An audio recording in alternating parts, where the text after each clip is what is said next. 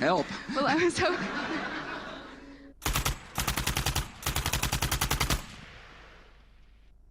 Just as Cameron's shock therapy left his patients confused and broken, so the multiple shocks inflicted on Iraq reduced the country to a lawless, violent, sectarian mess.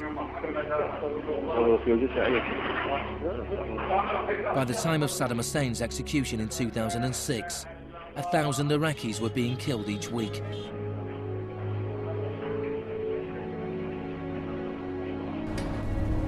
By April 2007, the United Nations High Commission for Refugees estimated 4 million people had to leave their homes. Hundreds of thousands of Iraqis had died. I think the historians will write very clearly that we did a great and noble thing here.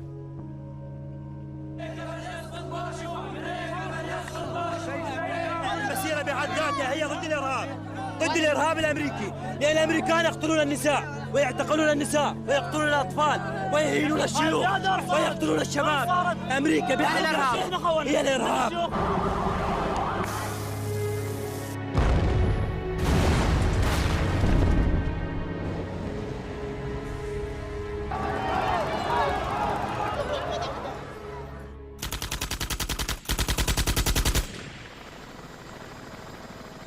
When Hurricane Katrina hit New Orleans in August 2005, the world was shocked to witness a sort of disaster apartheid.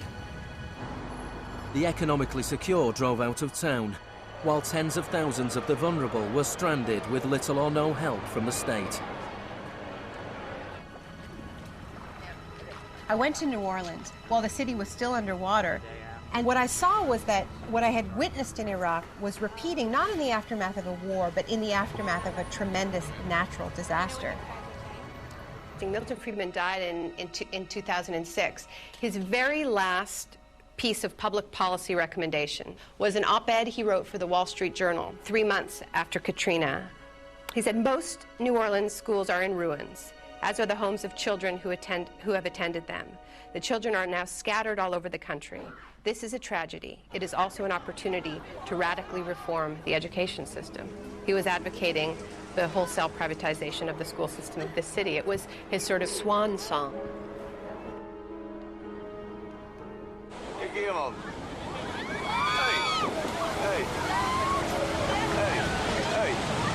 I'd witnessed a similar process in Sri Lanka in the aftermath of the 2004 tsunami. People who lived on the beaches for generations were prevented from returning so that the land could be privatized and sold off to luxury hotels.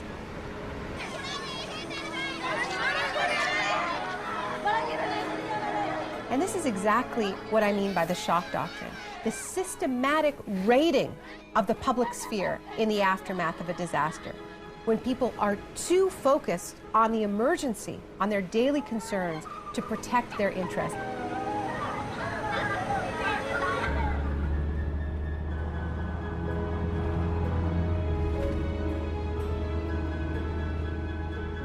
Maybe the first act of resistance is to refuse to allow our collective memory to be wiped. In 2008, Naomi Klein visited Villa Grimaldi with Isabel Morel, the widow of Orlando Letelier. Villa Grimaldi is a memorial to the cruelty of the Pinochet regime and to its eventual defeat. Villa Grimaldi fue el principal centro de tortura mientras se buscaba implementar la política de shock económico. Esta es la que tú señalas en el libro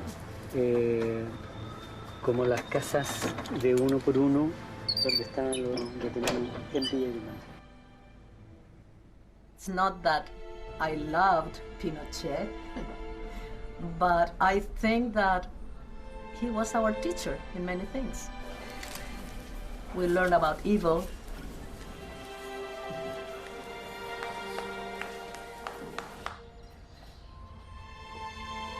In 1998, Pinochet was arrested while he was in London. His old ally, Margaret Thatcher, stood by his side. I know how much we owe to you.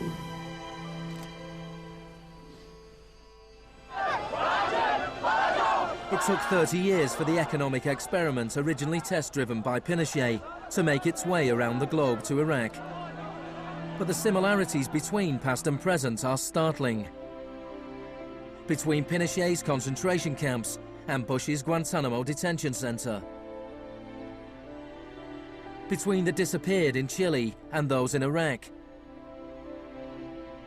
Between the experiments of Ewan Cameron and the torture meted out on the prisoners of Abu Ghraib. These are the days and hours. He erased all the past. That's why he gave electroshocks. All the past from the patient, and he would implant some new ideas. But Janine resisted. In 1988, the CIA agreed to pay compensation to Janine and other victims of Ewan Cameron's experiments. Janine, are you proud that they tried to break you and that you have fought so hard and won? In a way, I am. In a way, I am. Because I must have some willpower seeds in me. It is very, very hard to fight a government. People would tell me, Janine, you don't fight a government. What's the matter with you? They're too big. But I had faith that we would win.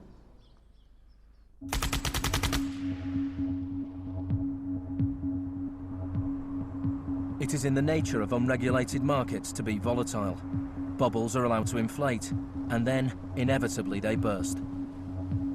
Since the deregulation of the Big Bang in the 80s, there have been a number of market shocks. In 1987, there was Black Monday. Markets fell spectacularly. It was the largest one-day percentage decline in stock market history. In 1992, there was Black Wednesday, when currency speculators made fortunes betting against the pound. In 1997, there was the Asian contagion. In 1 year, $600 billion disappeared from the stock markets of Asia.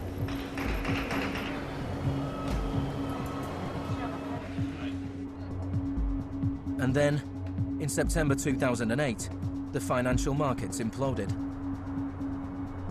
The market is not functioning properly. There has been a widespread loss of confidence.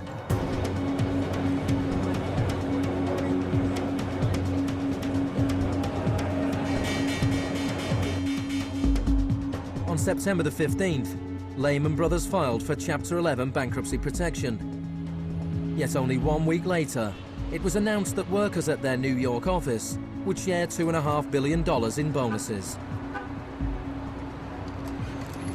It is estimated that Wall Street firms paid $18.4 billion in bonuses last year, the year of the crash. Despite the torrent of populist rhetoric about taking on the fat cats and standing up for the little guy and saving Main Street, not Wall Street, we are witnessing a transfer of wealth of unfathomable size. It is a transfer of wealth from public hands, from the hands of government, collected from regular people in the form of taxes, into the hands of the wealthiest corporations and individuals in the world. Needless to say, the very individuals and corporations that created this crisis. We are in the midst of a once-in-a-century credit tsunami. I found a flaw. I don't know how significant or permanent it is, but I've been very distressed by that fact. In the United States, it was the financial crisis that secured Obama's victory. Americans wanted to change course. Hello, Chicago!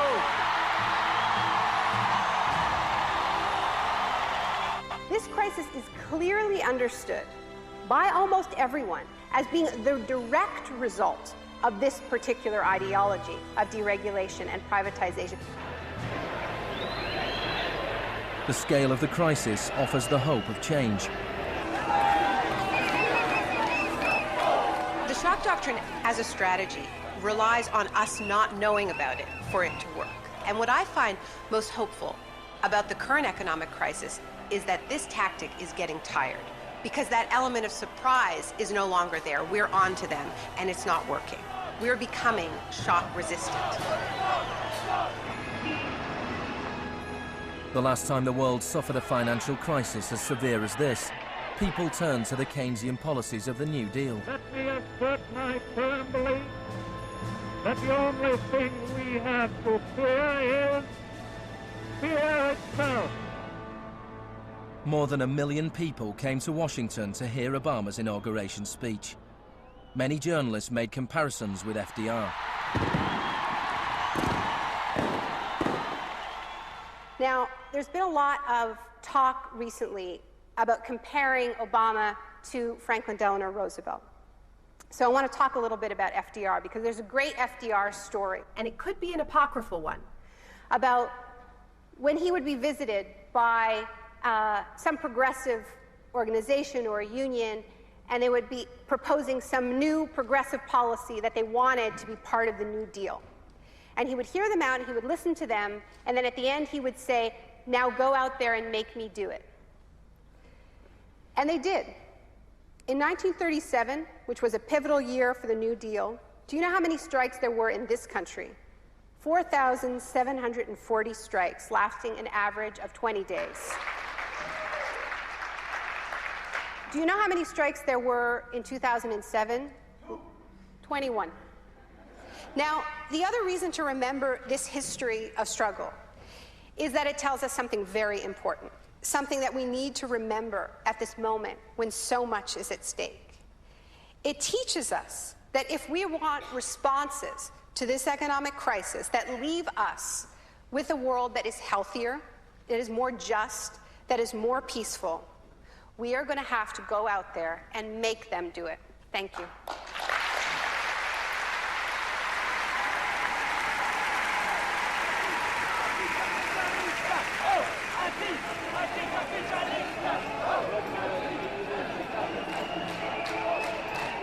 Next week's exclusive new true story is Nursery University, more for Tuesday night at 10.